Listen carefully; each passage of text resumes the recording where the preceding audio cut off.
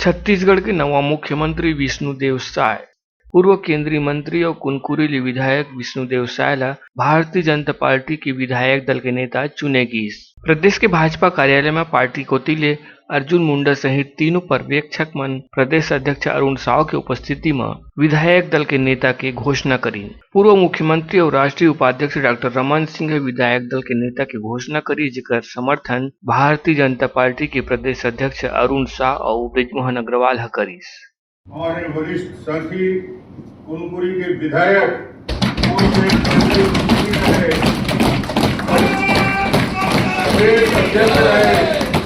विष्णुदेव साय जी का